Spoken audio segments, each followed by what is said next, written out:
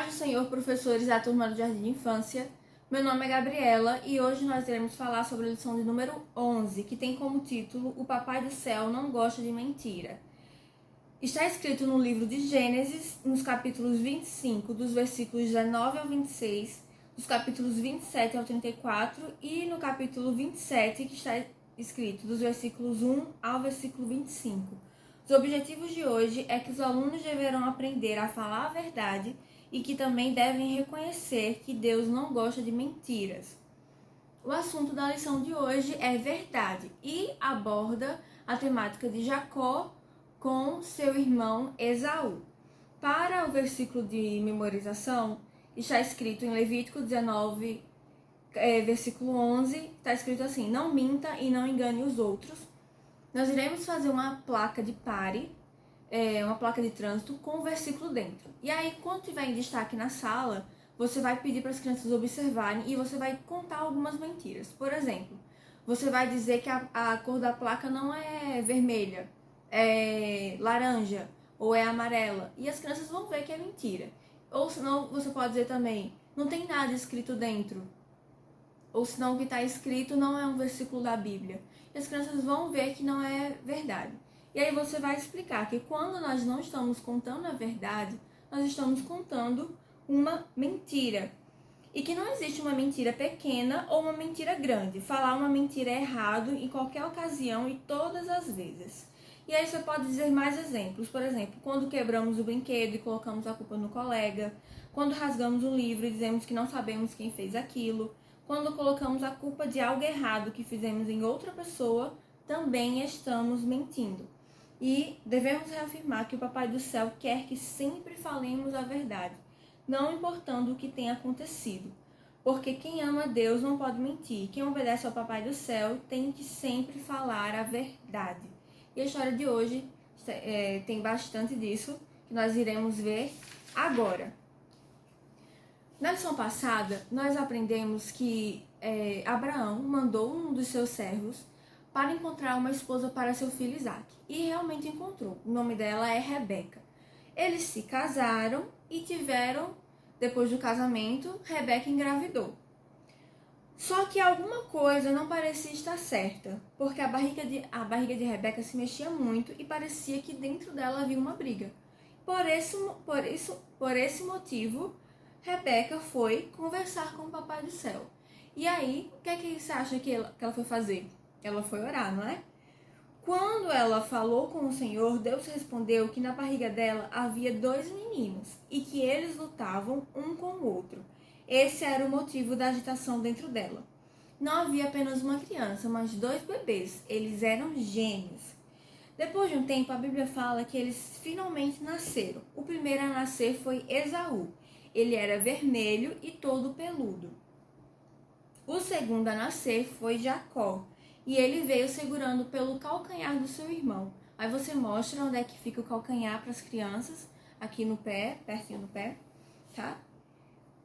E não demorou muito, os meninos já estavam maiores, assim como vocês, crianças, e já corriam pelo quintal. Isaac e Rebeca estavam muito felizes com seus filhos. O tempo passou e os gêmeos cresceram e se tornaram homens com características bem diferentes. O mais velho, que era Esaú, ele gostava do campo e se tornou caçador. E Jacó, por sua vez, ele era mais calmo e gostava de ficar em casa, na tenda, cozinhando. Em uma tarde, Esaú chegou do campo com muita fome. E ele viu que Jacó tinha preparado uma refeição muito gostosa. Esaú, ao ver o ensopado, pediu para que Jacó desse um pouco para ele.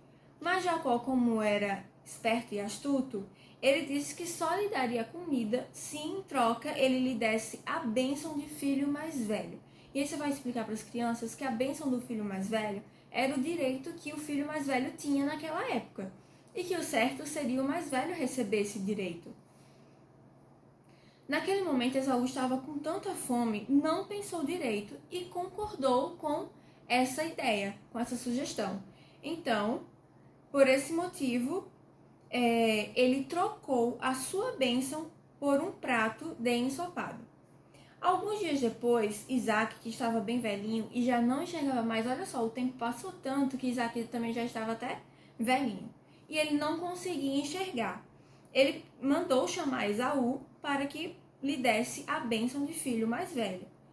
Só que Isaac pediu que o filho caçasse e preparasse uma comida saborosa para ele e que depois de comer lhe entregaria a bênção. Então Isaac chamou Esaú e disse: meu filho, caça algo para mim, prepare para algo gostoso para eu comer e depois que eu me alimentar eu lhe darei a bênção. Rebeca, a mãe dos irmãos, ouviu tudo isso e teve uma ideia. Antes que Esaú voltasse da caçada, ela correu, preparou a comida que Isaac pediu e mandou Jacó levar para o pai fingindo ser Esaú. Bem errado, né? Foi a própria mãe quem deu a sugestão do filho fazer algo que não era do direito dele, era do direito do seu irmão mais velho. Jacó, ele sabia que o pai perceberia, porque ele era muito diferente do seu irmão Esaú. Porém, como ele não enxergava, eles tiveram uma tática para ele não desconfiar um pouco da voz e do resto do corpo. A sua mãe pegou pele de ovelhas e colocou nas mãos de Jacó, nos braços e no pescoço do filho, para que Isaac não percebesse que era Esaú. E enquanto Esaú ainda estava caçando, Jacó foi até o seu pai. E Isaac estranhou a sua voz, porém, como eles tinham armado toda a situação para ele se parecer muito com Esaú, quando Isaac passou a mão em Jacó, ele realmente achou e acreditou que ali estava Esaú e não Isaac. E ele lhe deu a bênção da primogenitura. Todo o direito do filho mais velho foi dado para Isaac. Quando Esaú chegou e viu que tudo aquilo tinha acontecido, ele até tentou pedir uma bênção para o seu pai, qualquer tipo de bênção, mas infelizmente ele já havia sido dada. E por isso, depois dessa grande mentira e desse engano que Jacó fez com seu pai, Esaú ficou com muita raiva do seu irmão, e por isso Jacó teve que fugir dali para se esconder em outro lugar. A história é essa. Você não se preocupe em alongar muito a história, contar muitos detalhes, senão as crianças vão acabar se perdendo, porque nós aqui vamos acrescentar mais 2 pessoas à história. E antes, Isaac tinha casado e agora ele já estava velhinho. Então, é uma mudança de história que eu acredito que, depende se você acrescentar muitos detalhes e muitas informações, talvez as crianças se percam. Mas vai dar certo. E aí depois você tem as atividades, que são bem tranquilas, tá? E por último, para a fixação do ensino, você vai pegar ou uma cartolina ou um papel pardo em formato de círculo. Tem que ser grande para poder colocar no chão com as crianças em volta. E aí você vai escrever antes a palavra vazada, ou até mesmo imprimir a palavra vazada sem ser preenchida. É só o contorno dela e dentro o branco para que as crianças possam pintar. Você vai colocar no chão, cada um em volta, e primeiro você vai falar, vamos pintar a palavra mentira? E vamos retomar a lição de hoje. O que foi que nós aprendemos? Qual foi a parte da história que conta uma mentira? Quem foi que contou essa mentira? Né? E aí você pede para as crianças pintarem, e aqueles que já conseguirem escrever, você pode até pedir para eles escreverem ali ao redor da palavra mentira. E aqueles que não conseguem escrever, eles podem desenhar a parte da história em que a mentira está aí sendo dita.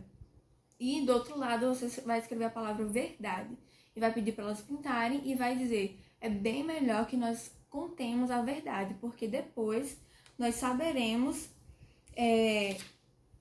a perseguição que Esaú fez com seu irmão Jacó não foi muito legal e a mentira só traz consequências negativas. E aí você pode pedir para as crianças escreverem outra parte da história que não fale a mentira, né?